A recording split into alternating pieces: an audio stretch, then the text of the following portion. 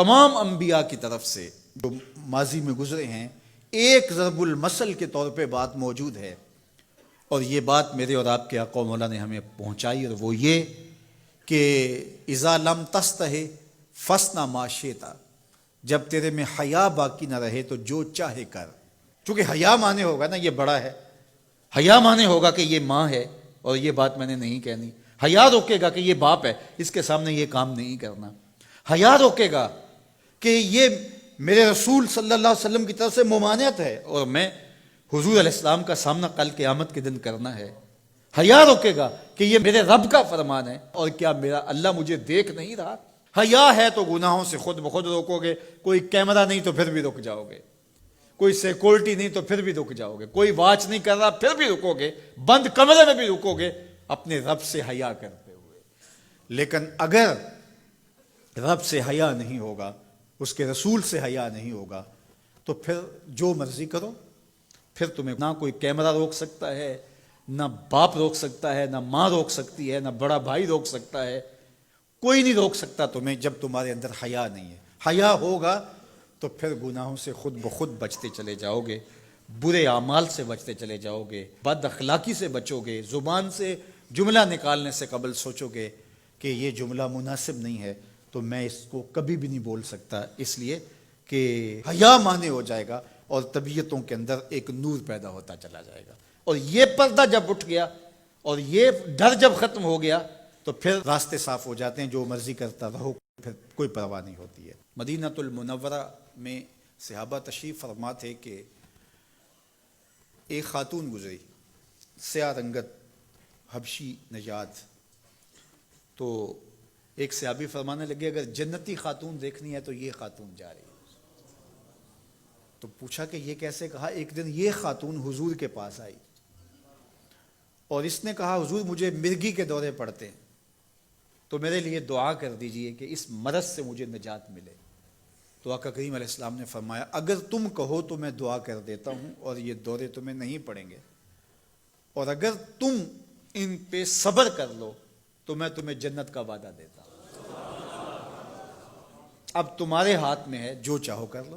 اس خاتون نے بغیر تأمل کے کہا مجھے جنت والا وعدہ قبول ہے، دورے پڑتے رہے کوئی بات نہیں، مجھے جنت والا وعدہ قبول ہے، لیکن حضور ایک کرم میرے پہ فرمائیے، وہ یہ کہ جب مجھے دورہ پڑتا ہے تو میں گر پڑتی ہوں، تو گر جانے کی وجہ سے سطر کا خیال نہیں رہتا، ظاہر ہے بے ہوشی ہو جاتی ہے، تو میرے پہ یہ کرم فرمائیے، دعا کیجئے جب میں گروں تو اللہ میرے سطر کی حفاظت کرے. تو حضور نے یہ دعا کر دی. اب وہ گرتی تھی لیکن اس کا سطر نہیں کھلتا تھا. اللہ اکبر. تو اس کو کتنا خیال تھا اپنے پردے کا، کتنا خیال تھا اپنے سطر کا. یہ جمال ہے عورت کا، عورت مستور ہے، عورت کو عورت کہا جاتا ہے، مستور سطر سے ہے، یہ پردے کی چیز ہے.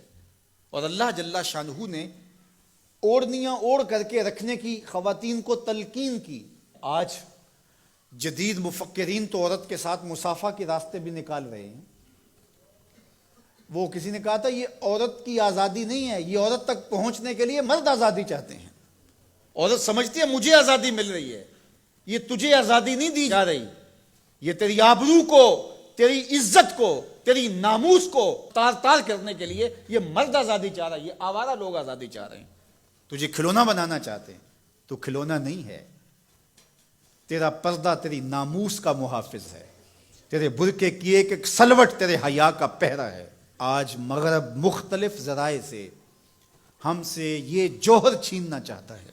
تو اب ہمارے اوپر تہذیبی یلغار کے ذریعے سے، میڈیا یلغار کے ذریعے سے، تمدنی یلغار کے ذریعے سے، مختلف ناموں سے، مختلف ایام منانے کے ذرائع سے ہم سے اگر ہمارے جوہر حیا کو چھین لیا جاتا ہے تو ہمارے پلے کیا بچتا ہے؟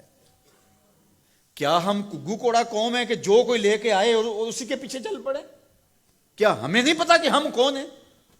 ہماری بھی کوئی بنیاد ہے، ہماری کوئی ساکھ ہے، ہمارے ابا و اجداد ہیں، ہمارے اوپر کتاب اتری ہے، ہمارے آقا نبیوں کے امام ہیں، ہمیں پورا کامل اکمل دین دیا گیا ہے.